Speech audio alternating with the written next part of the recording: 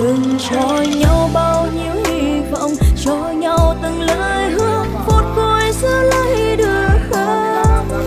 Gặp lại nhau chỉ hôm nay để em phải nhớ phải buồn. Nếu cho em lựa chọn một lần nữa, nếu cho ta quay lại phút giây đầu, em nguyện thầm mong sẽ chẳng gặp anh.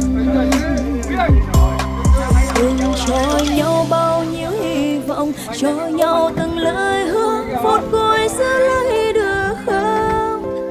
Gặp lại nhau chỉ hôm nay để em phải nhớ phải buồn. Nếu cho em lựa chọn một lần nữa, nếu cho ta quay lại phút giây đầu, em nguyện thầm